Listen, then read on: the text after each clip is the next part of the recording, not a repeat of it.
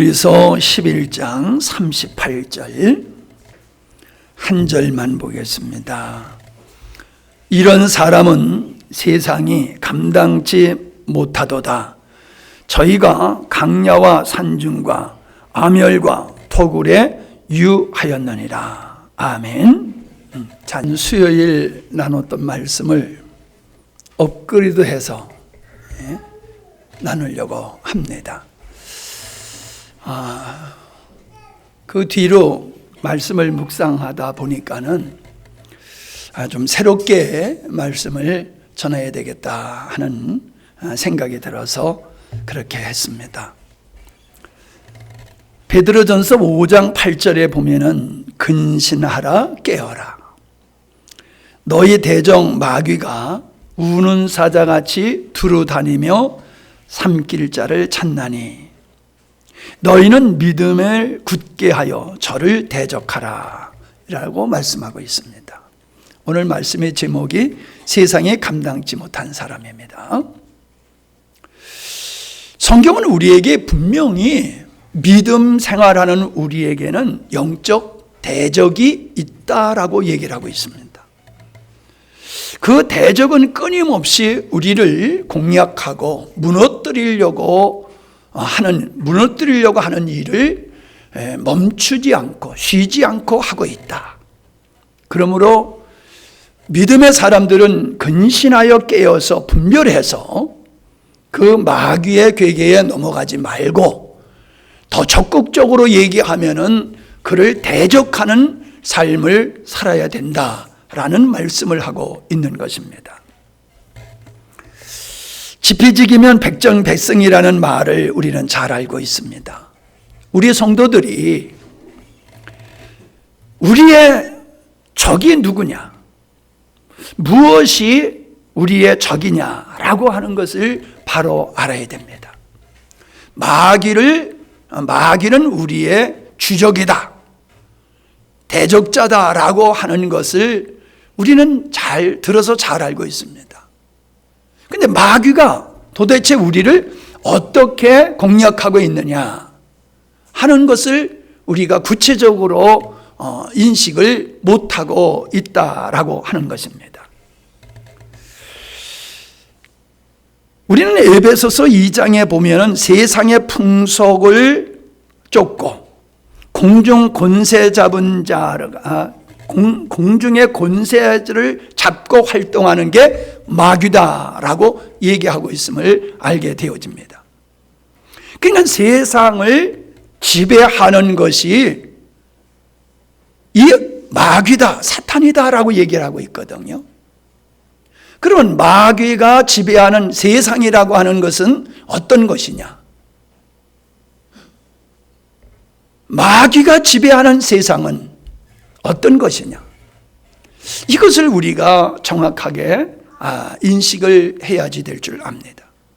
바꿔 얘기하면 마귀가 무엇을 가지고 세상을 주장하고 있느냐라고 하는 거예요. 무엇을 가지고 우리의 믿음을 무너뜨리느냐라고 하는 것을 우리가 구체적으로 인식을 해야 된다라고 하는 것입니다. 세상이라고 하는 것은 바로 하나님을 대적하는 모든 것의 총칭을 세상이다 이렇게 표현하고 있고, 그것을 육체다, 그렇게 쫓아 사는 사람을 육체다라고 표현하고 있다는 것입니다. 우리는 이 마귀가 이 세상을 무엇으로 지배하고 있고 무엇으로 우리를 믿음의 삶을 무너뜨리려고 하냐 하면은 세상의 풍속, 세상의 문화다라고 하는 것입니다. 문화라고 하는 것은 삶의 방식이지요. 삶의 방식이 문화예요. 그래서 성경적인 문화가 형성된 게 바로 서구 문명이다라고 하는 것을 우리는 알게 되어집니다.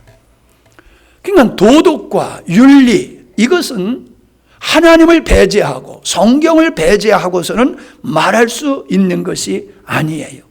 하나님이 계시기 때문에 우리는 도덕을 얘기하고 윤리를 얘기할 수 있는 것이에요. 근데 사단은 이 하나님을 대적하는 문화를 형성해서 사람들로 하여금 자신도 모르게 하나님을 떠나고 하나님을 대적하는 삶을 살도록 그렇게 유도하고 있다라고 하는 겁니다. 이것이 이 세상의 공산주의, 사회주의, 인본주의 이런 것들이 바로 사탄이 만들어 놓은 문화 또 정치 체계다라고 하는 것을 우리는 알 수 있습니다. 러시아의 공산혁명을 볼셰비키 혁명이라고 우리가 그렇게 알고 있습니다. 레닌이 러시아를 공산화 시켰는데 사람들이 바뀌어지질 않는 거예요. 기존에 가지고 있었던 가치관을 가지고 따라오질 않는 거예요. 그러니까 혁명을 한 사람들이 혁명을 반대하는 세력들을 다 적대 세력이다. 그래가지고 다 죽이게 되는 거예요. 세계 역사에는 혁명을 부르짖는 곳에는 피바람이 부는 이유가 그거예요.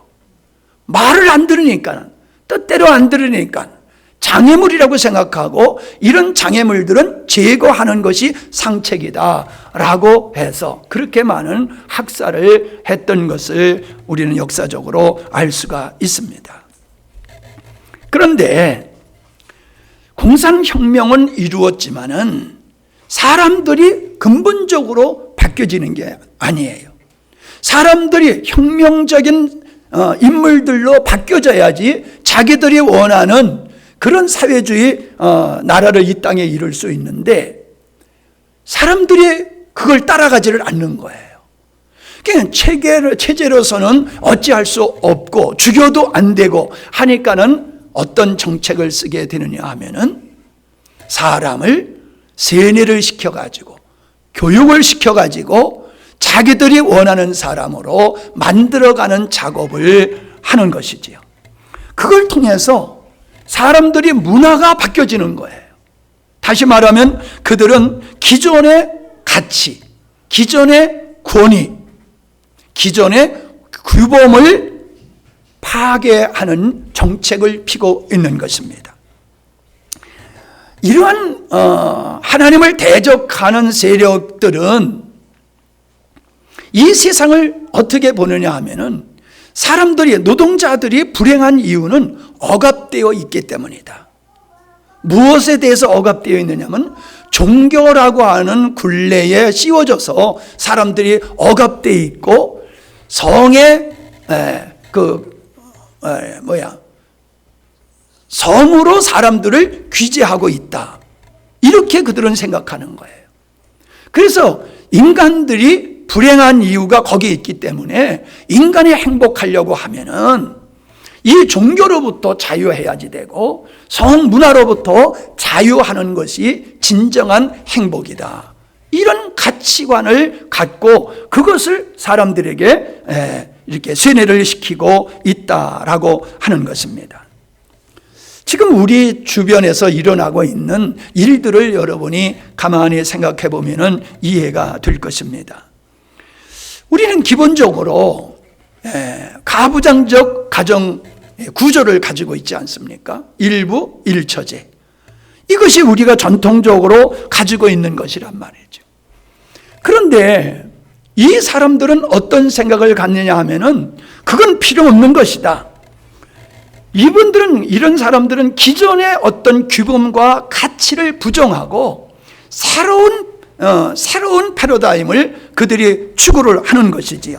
그게 바로 뭐냐 하면은 그들은 성의 개념과 가족의 개념을 해체를 통해서 진정한 행복을 추구하겠다라는 이야기를 하고 있는 것입니다.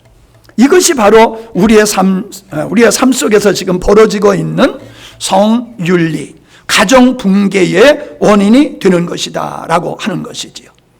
그러니까 요즘 우리 주변에서 일어나고 있는 이 차별금지법이라든가 이런 동성애라든가 이런 문제는 그냥 단순하게 어떤 성의 문제가 아니라 그 배후에는 하나님을 대적하는 음모가 그 배후에 깔려 있는 것이다 라고 하는 겁니다. 여러분이 중국의 문화혁명은 잘 들어서 이해하고 있을 것입니다. 문화적인 혁명을 일으킨다는 겁니다.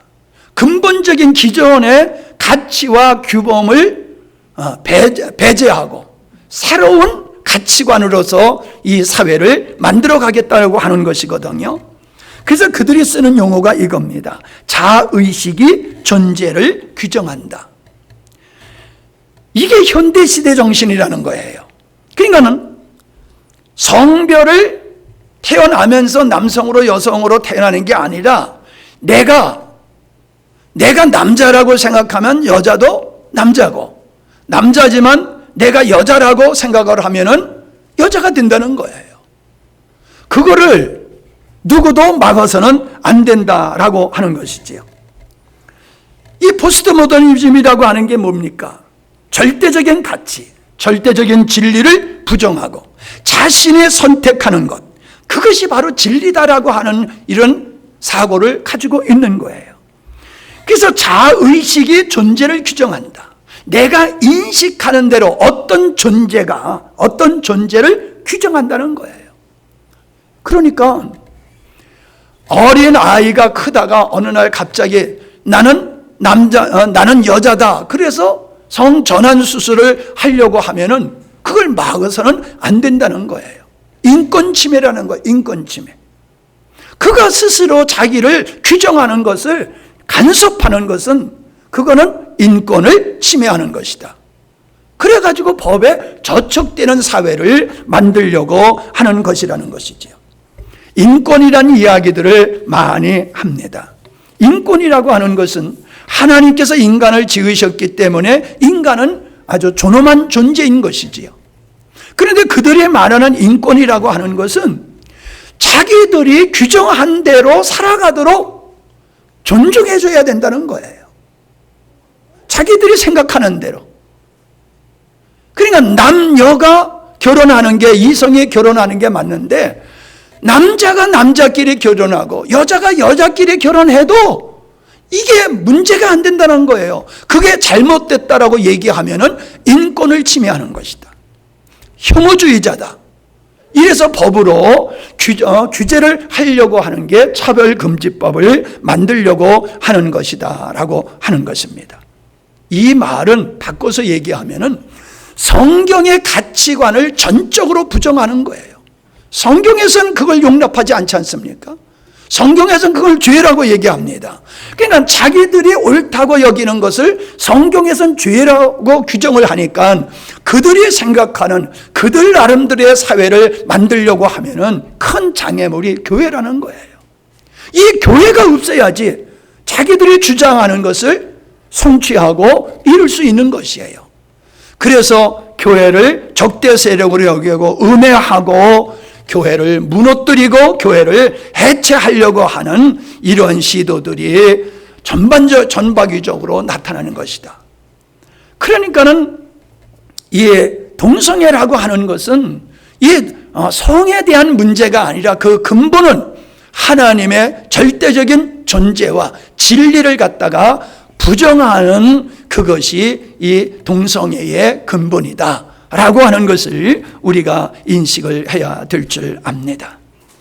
사람들은 고민하며 삽니다. 사람마다 고민하는 게 달라요. 학생들은 학교 가는 게 고민이겠지요. 청년이 되면 결혼하는 게 고민이겠지요. 사업하는 사람은 사업에 대한 고민이 있겠지요. 사람은 나름대로 다 고민을 가지고 삽니다. 그런데 그 사람의 고민하는 것을 보면은 그 사람의 수준을 알 수 있어요.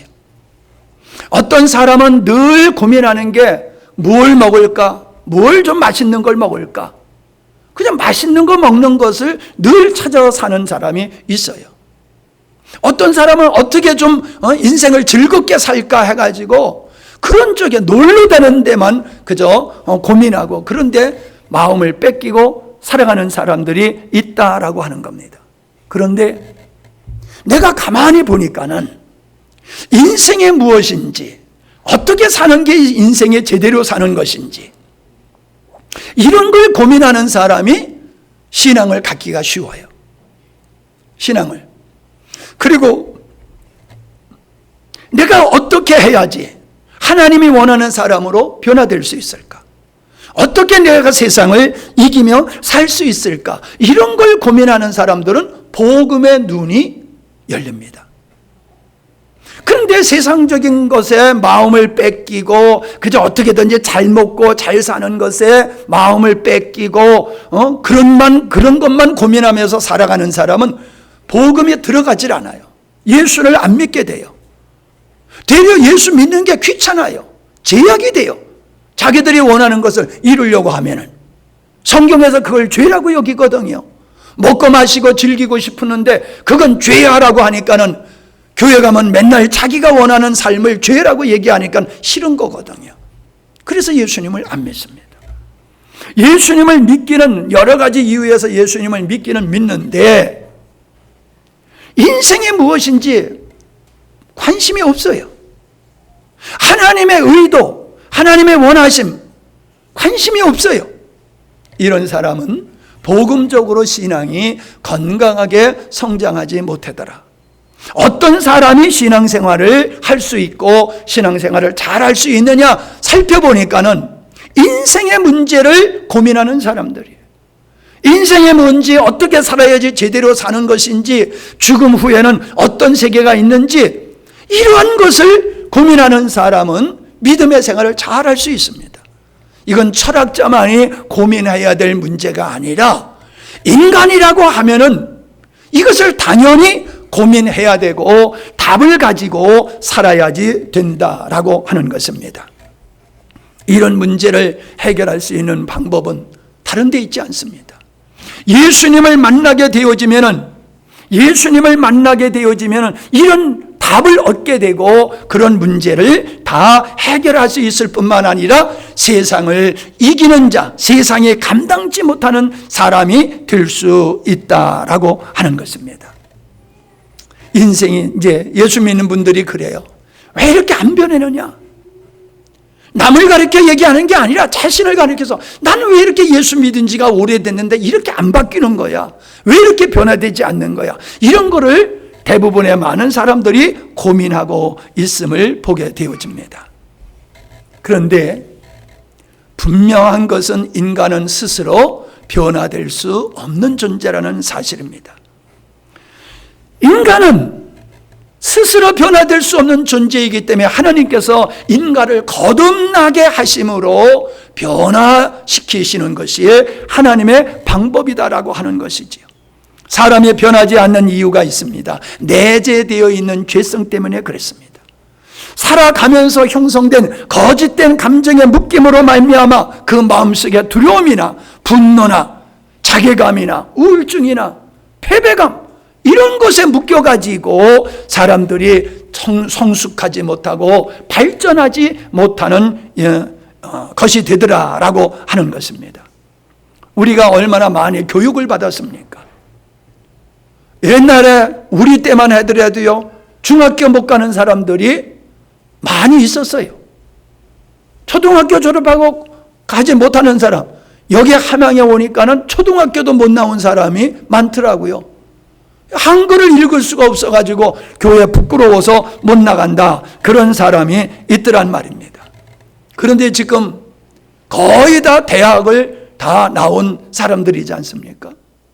그렇게 대학 나오고 대학원 나온 사람이 수두룩한데 인간들이 살아가는 삶을 보면은 이성적으로 인격적으로 더 성숙한 모습을 가지고 있는 것이 아니라 더 인간은 망가져가고 있다는 것입니다. 여러분, 인간은 훈련과 교육으로 바뀌어지는 게 아니에요.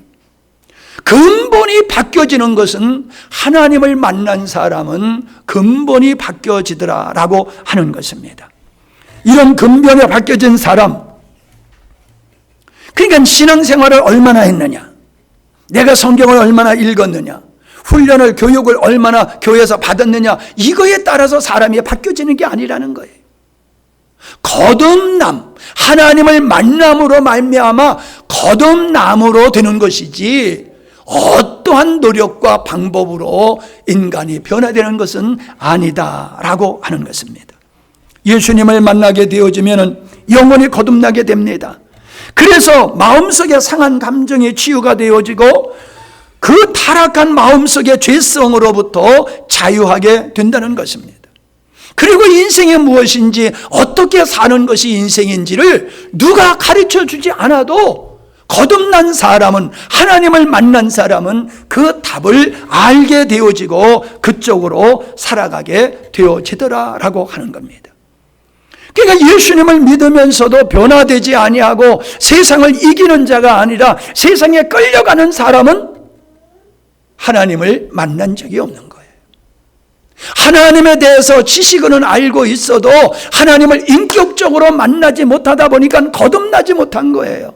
교회 나와서 예배는 드려도 여전히 옛사람으로서 옛생활 방식으로 살아가게 되어지니까 세상을 이기지 못하게 되더라라고 하는 겁니다. 우리는 생명의 성령의 법이 죄와 사망의 법을 이길 수 있다는 것을 우리는 잘 알고 있습니다. 생명의 성령의 법은 거듭난 자 안에서 역사하는 것이지, 거듭나지 않는 자, 지식으로만 알고 있는 사람 속에서 성령의 생명의 법이 작동하지 않는 것이다 라고 하는 겁니다. 우리는 거듭남을 통해서 하나님의 자녀가 되고 하나님의 백성이 되고 그리스도의 신부의 삶을 살게 되어지는 겁니다. 이것이 인생의 본질이다라고 하는 겁니다. 하나님이 우리를 창조하시고 구원하신 하나님의 목적을 이루어드리는 삶으로 들어가는 것이 거듭난 자의 삶이다라고 하는 겁니다. 다시 말씀드리면은 나의 삶이 하나님을 향하여 사는 삶이 되어지지 아니하고 여전히 내가 목적이 되고 나의 행복을 추구하고 내 힘으로 이것을 성취하고자 하는 삶을 살아가고 있다라고 하면은 그 사람은 하나님을 만난 경험이 없기 때문에 그런 겁니다. 하나님을 만나게 되면은 자동적으로 자기를 부인할 수밖에 없습니다. 새 사람은 자기를 주장하지 않게 돼요. 자, 여러분, 그렇게 해서 거듭난 사람은 자기 힘으로 사는 것이 아니라 두 번째, 그리스도로 사는 삶을 살게 되어집니다. 자기의 노력으로, 자기의 힘으로 사는 게 아니에요. 그래서 예수님께서는 수고하고 무거운 짐 자들아 다 내게로 오라 하신 후에 하시는 말씀이 내게 오라 하신 후에 내 안에 거하라라고 말씀을 하시는 거예요. 주님 안에 거하는 삶이 주님으로 사는 삶이라는 거예요. 내 힘을 자원으로 삼고 사는 것이 아니라 주님을 동력으로 삼고 사는 것이라고 하는 것입니다. 내 안에 거하라, 나도 너희 안에 거하리라. 가지가 포도나무에 붙어 있지 아니하면 스스로 열매를 맺을 수 없음 같이 너희도 내 안에 있지 아니하면 그러하리라. 나는 포도나무여 너희는 가지라. 그가 내 안에, 내가 그 안에 거하면 사람이 열매를 많이 맺나니 나를 떠나서는 너희가 아무것도 할 수 없음이니라. 하나님이 원하시는 궁극적인 삶은 주님 안에서 주님으로 말미암아 가는 것이지 인간의 의지적인 노력으로서 이룰 수 있는 것이 아니다라고 하는 겁니다. 그러니까 거듭난 사람은 삶의 자원이 바뀌는 거예요. 내 자신을, 내가 가지고 있는 어떠함을 자원으로 삼고 살던 삶에서 예수 그리스도를 나의 삶의 자원으로 삼고 생명이신 그리스도로 살아가는 삶의 전환이 이루어지는 것이라는 거예요. 자력적인 삶에서 의존적인 삶으로 바뀌어지는 삶, 이게 성령으로 사는 삶, 그리스도로 사는 사람이라는 겁니다. 우리는 깨달아야 됩니다. 인간은 전적으로 부패한 인간이기 때문에, 존재이기 때문에 그 부패함 속에서 하나님의 의를 이루어낼 수 있는 이 거룩한 것이 일어날 수가 없다는 것이에요. 흉내는 낼 수 있을지 몰라요. 그러나 궁극적인 아버지의 목적을 이룰 수 있는 능력은 인간에 없기 때문에 주님은 그 옛사람을 파괴하시고 하나님의 생명을 넣어주심으로 말미암아 그 주님의 생명에 의해서 주님으로 사는 하나님의 의를 이루는 삶, 그래서 세상을 이기는 사람, 세상에 감당할 수 없는 삶을 살도록 하셨다라고 하는 것입니다. 애벌레에서 나비로 바뀌어지면은 애벌레의 삶과 나비의 삶은 전적으로 삶의 방식이 다름과 같이 거듭나기 전의 삶과 거듭난 후의 삶은 방식 자체가 다르다는 사실입니다. 근데 대부분의 그리스도인은 거듭난 자로서의 삶의 방식인 예수님으로 사는 것이 아니라 내가 예수님 믿는 사람이니까는 더 열심을 내서 하나님의 의를 이루려고 하다 보니까는 세상의 이 풍조를 극복하지 못하고 넘어질 수밖에 없고 끌려다닌다는 사실이에요. 바울이 말을 합니다. 내게 능력 주시는 자 안에서 내가 모든 것을 할 수 있느니라. 내게 능력 띄워주시는 분이 누굽니까? 내게 능력 띄워주시는 분이 주님이라는 거예요. 주님의 나의 능력이 띄워주시면 나는 모든 것을 할 수 있다는 겁니다. 주님이 이 땅에서 우리에게 보여주신 그 삶이 우리가 살아갈 수 있는 삶이다 라고 바울이 고백하고 있는 것이라는 거예요. 그러므로 여러분, 누구든지 우리에게 예수님이 누구세요? 라고 물어보면 우리는 예수님은 나의 왕입니다 라고 고백할 수 있어야지 된다는 거예요. 예수님은 나의 왕입니다. 그게 뭐예요? 세 번째로 여러분에게 드린 말씀이 그거예요. 내가 거듭났어. 그리스도로 살아. 그 다음에 세 번째 단계가 그리스도의 것으로 사는 삶이 이루어져야 된다는 겁니다. 그리스도로 사는 삶은 자원의 관계예요. 자원의 관계. 그러나 그리스도의 것으로 사는 삶은 그리스도께 붙들리는 삶을 살고 얘기하는 거예요. 그리스도께 붙잡혀 사는 삶. 우리 그리스도인은 내가 스스로 하나님을 위해서 사는 존재라고 생각하지만 아닙니다. 주님께 붙들려서 사는 존재가 그리스도인이라는 거예요. 그걸 달리 표현해서 예수님은 나의 왕, 예수님은 나의 목자, 이렇게 고백하게 되는 것이다 라고 하는 것입니다. 마귀가 죄 지은 자들을 주관할 수 있는 존재예요. 그래서 마귀가 사람들을 위협을 하고 죽음을 가지고 위협을 해서 또 그 마음속에 타락한 성향을 가지고 인간들을 조종을 해서 죄를 짓게 만들고 하나님을 떠나게 만드는 것이거든요. 그게 사단이 하는 거예요. 근데 예수님은 우리를, 그 죄의 권세 안에 있는 우리를 예수 그리스도의 핏값을 주고 하나님의 것으로 우리를 사신 거예요. 그래서 우리의 소유권은 마귀의 소유권에서 하나님의 소유권으로 바뀌어지게 된 것이죠. 그것을 달리 표현하면 예수님은 왕이고 왕 되신 예수님 앞에 절대적으로 순종하는 삶을 살아가는 것이 성도의 삶이고, 그렇게 살 때에 비로소 인간은 세상에 감당할 수 없는 능력자로서 살아갈 수 있는 것이다 라고 하는 것입니다. 로마서 6장 22절에 너희가 죄로부터 해방되었다 라고 말씀하고 있습니다. 사람들은 좋아해요. 나 죄로부터 해방되었다. 그런데 그 뒤에 뭐라고 말씀하고 있습니까? 죄로부터 해방된 너희는 하나님의 종이 되었다라고 말씀하고 있습니다. 하나님의 종으로서 사는 삶, 하나님께 붙잡혀서 사는 삶, 이게 거듭난 자의 삶이고, 이런 사람이 세상을 이기고 하나님의 영광을 세상에 드러내고 아버지의 뜻을 실현할 수 있는 존재다라고 말씀하고 있는 거예요. 그래서 이렇게 말씀하고 있어요. 거룩함에 이르는 열매를 맺을 수 있다. 거룩함의 열매를 맺는 것은 우리의 노력으로서 이루어지는 것이 아니라 내가 그리스도의 종으로서 주님께 붙잡혀 살 때에 하나님이 원하시는 열매를 맺으며 살 수 있다라고 얘기하는 것입니다. 여러분, 이것은 주권의 문제입니다. 달리 표현하면 정체성의 문제입니다. 인간이 나를 어떻게 인식하느냐에 따라서 살게 되어져 있다는 거예요. 내가 누구냐라고 하는 것을 인식할 때에 그는 자기를 살아내기 위한 고민을 하는 거예요. 자기 실현이 아니에요.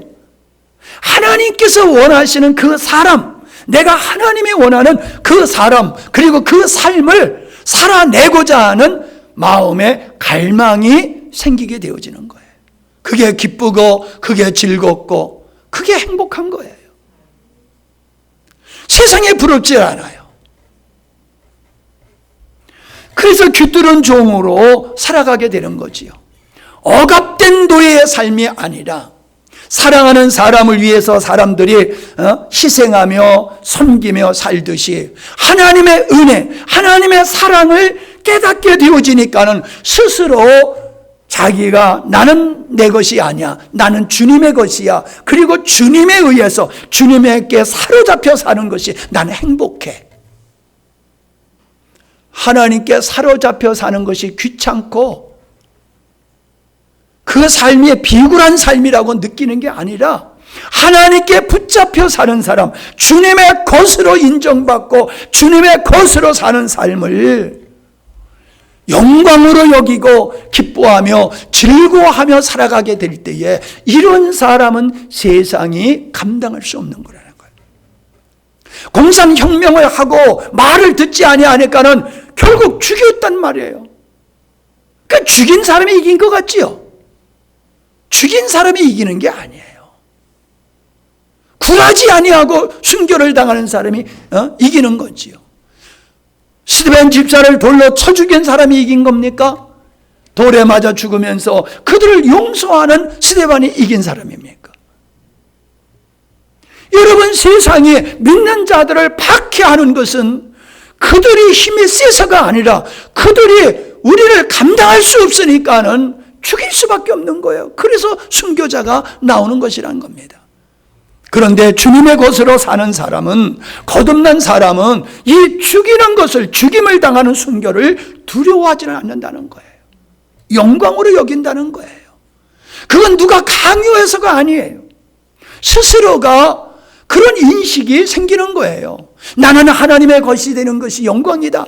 나는 하나님의 것으로 사는 삶이 즐겁고 행복하다. 나는 어떤 것도 내가 주님의 것으로 사는 삶과 바꿀 수가 없다.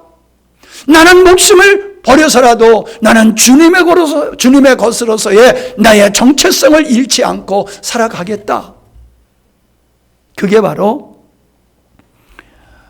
정상적인 그리스도인의 모습이다라고 하는 것입니다. 그래서 우리가 여기 갈라디아서 6장 14절의 말씀과 같이 그러나 내게는 우리 주 예수 그리스도의 십자가 말고는 아무것도 자랑할 것이 없습니다. 그리스도의 십자가를 통해 세상은 나에 대해서 죽었고 나는 세상에 대해서 죽었습니다. 나의 옛사람이 죽은 사람은 세상도, 옛사람이 죽은 사람 앞에는 세상도 죽은 존재예요. 세상에 유혹해도 넘어가지 않습니다. 세상에 우리를 죽인다 할지라도 두려워하지 않습니다. 이미 옛사람은 죽었어요.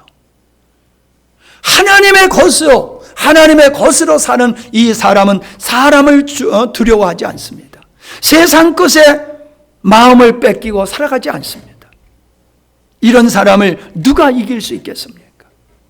그래서 그들의 삶이 그저 말씀과 같이 토굴에서 살고 짐승과 같이 산다 할지라도 그를 넘어뜨리고 거꾸로 뜨릴 수 없는 사람이 된다는 거지요.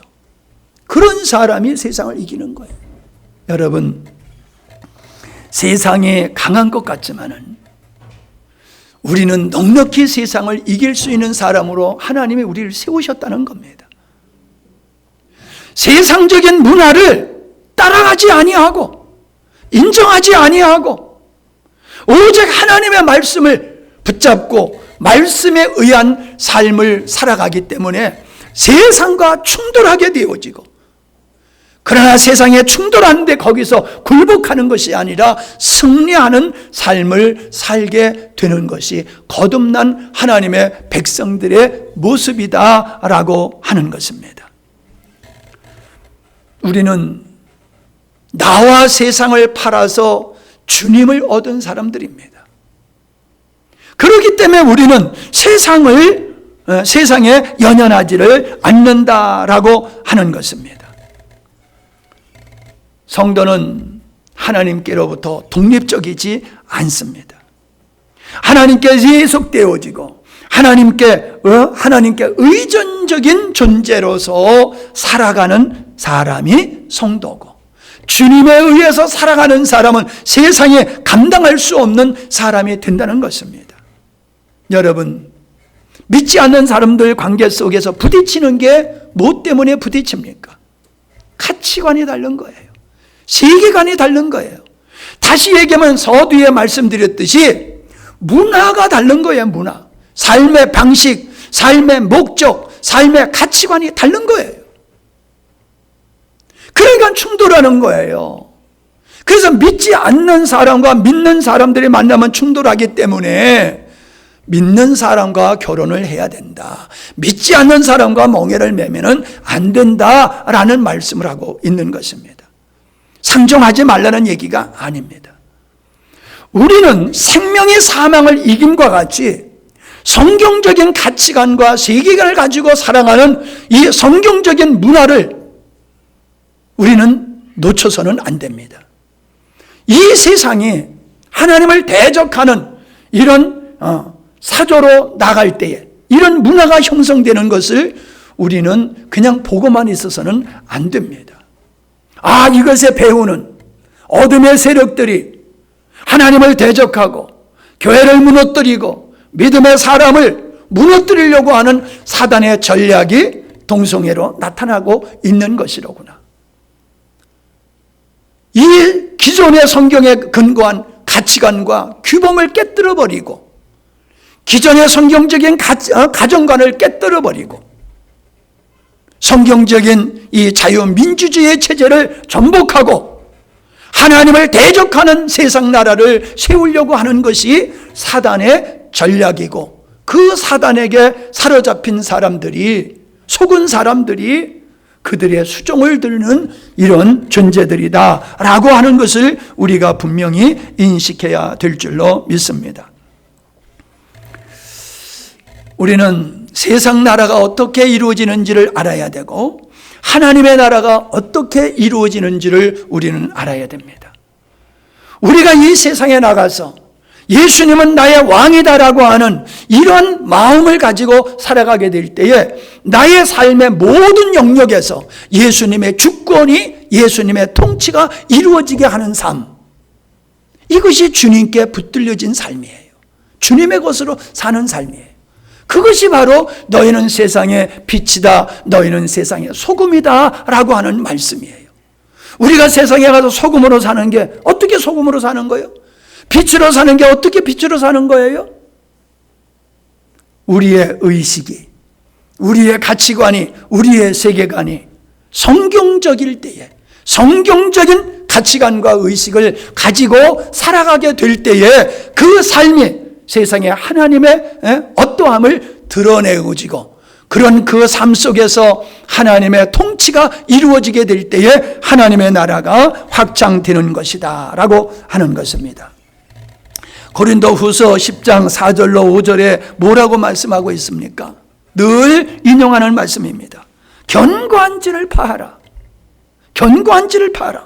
견고한 진이 뭐냐? 모든 이론, 이 세상에 하나님을 대적하는 사람들이 만들어 놓은 그 모든 이론, 모든 사상, 성경을 대적하는 이 모든 것을 파하라.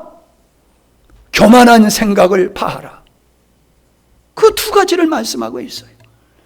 이 세상에서 하나님을 떠날 수밖에 없는 사상들이 현대인들에게 팽배해져 가고 있다는 것입니다. 그걸 대적하라는 거예요. 하나님을 교만하게 대적하는 이런 생각들을 벗어버리라. 그것들이 우리 안에 하나님을 대적하고 세상을 이기지 못하게 하는 견고한 진이다. 그걸 깨야지만이 된다라고 말씀하고 있습니다. 여러분, 이 말씀이 처음 듣는 얘기는 아니죠. 근데 여러분, 정말로 여러분이 하나님 앞에서 곰곰이 곰곰이 엎드려서 여러분의 자신을 하나님의 말씀에 비추어서 성찰해 보시는 시간을 가지셨습니까? 어떤 사안을 놓고서 믿는 사람끼리 충돌하거나 믿지 않는 사람끼리 충돌했을 때에 저 사람과 내가 왜 다른 의견을 가지고 있는가? 과연 내가 생각하는 이 의견이, 나의 견해가 성경에 근거한 것인가, 아니면 내 개인의 감정에 근거하신가, 내 이익을 따라 하는 것인가, 이런 것들을 여러분이 철저하게 점검을 하셔야 됩니다. 잘못된 정보에 의해서, 잘못된 정서에 의해서, 잘못된 이론에 의해서 형성된 가치관을 가지고 살면은 교회 나와서 예배는 드려도 집에 가서는 세상 원리로 따라 살고, 직장에 가서는 제 직장 사람과 조금도 다른 바 없이 사는 거예요. 평화가 이루어져요? 여러분, 세상 사람들의 비유를 맞추면은 믿음을 버리는 겁니다. 주님을 버리고 믿음을 버려야지, 성경을 버려야지 세상 사람들과 화평을 이룰 수가 있는 겁니다. 어떻게 하실 겁니까? 여러분이 세상 앞에 굴복하게 되어지면 여러분의 영혼은 마귀에 팔려버리게 되는 거예요. 마귀에게 속하게 되어지는 겁니다. 거기서 하나님의 영광을 볼 수 없습니다. 그런 삶을 가지고는 하나님의 의가 우리의 삶 속에서 이루어질 수가 없는 겁니다. 신앙생활은 교회 안에서만 하는 게 아니죠. 우리의 가정에서 하는 것이고 직장에서 하는 거예요. 믿지 않는 사람들 관계 속에서 신앙생활을 하는 것이지, 교회 안에서 예배드리는 것만이, 여기서만이 믿음 생활하는 게 아니다라고 하는 것입니다. 정리하면 이것입니다. 내가 거듭나고 주님으로 살고 주님의 것으로 살게 될 때에, 즉 예수님은 나의 왕이다 라고 하는 가치관을 가지고 살 때에 우리는 세상에서 빛과 소금의 역할, 존재로 살게 되는 것이라는 거죠. 그런 사람이 세상을 이기는 사람이 되는 거예요. 그런 삶을 통해서 하나님의 창조의 의도가 완성되어 가고 하나님의 나라가 세워지는 것이라는 겁니다. 궁극적으로는 하나님의 영광을 받으시는 삶이 되어지는 것이에요. 우리의 신앙생활을 교회 안에 국한시켜서는 안 됩니다. 우리의 신앙생활의 현장은 교회가 아니고 세상이다. 세상을 넉넉히 이길 수 있는 사람이 어떤 사람이냐, 세상이 우리를 어떻게 넘어뜨리려고 하느냐, 이것을 여러분에게 말씀드렸습니다. 그저 듣고 끝나지 마시고 많이 묵상하시면서 기도하시기를 바랍니다. 오늘 오후에 진주화평교회 제가 말씀 증거하러 가기 때문에 제가 오후 예배는 참석 못하니까 공교롭게도 거기 대답을 했는데 또 이 목사님이 코로나가 걸려서 못 온다고 해가지고 여러분들이 이 좋은 기회로 삼으시고 은혜로운 시간을 마련하도록 그렇게 하시기 바랍니다. 기도합니다. 내 멍에는 쉽고 가볍다, 주님이 말씀하셨습니다. 세상이 버거운 존재가 아니라 내가 연약하기 때문에 세상이 크게 보이고 힘겹게 보일 뿐임을 압니다. 주님은 겨우 이기는 존재가 아니라 넉넉히 세상을 이기고 세상에 감당할 수 없는 자로 우리를 거듭나게 하셨고, 우리 스스로 세상을 이기라고 하지 아니하시고 주님이 우리의 생명 되어 주셔서 세상을 이기도록 역사하셨고, 바로 나가 주님의 것이라고 하는 주님을 왕으로 모시고 사는 삶을 통해서만이 주님이 역사하신다는 사실을 나누었습니다. 그것을 통해서 하나님의 나라가 이 땅에 이루어지고 마귀에게 미혹되지 아니하며 승리하는 삶을 살 수 있음을 말씀을 나눴습니다. 그저 듣고 스쳐 지나가지 않게 하시고 깊이 묵상을 통해서 세상을 넉넉히 이기는 자로 하나님 앞에 기쁨과 영광을 돌리는 저희들이 되게 하여 주시옵소서. 이 시간에 하나님 앞에 11조와 선교헌금, 구제헌금, 감사헌금을 드렸습니다.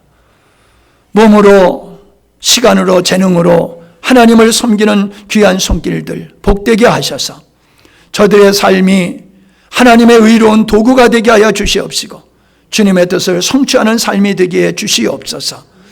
어려운 시대 속에서 하나님의 주시는 지혜와 능력으로 앞서가며 세상에 미혹되지 않게 하시고 혼합되지 않게 하여 주시옵시고 넉넉히 이기는 자로 많은 사람을 주님 앞으로 인도하는 믿음의 용장들이 될 수 있도록 축복하여 주시옵소서.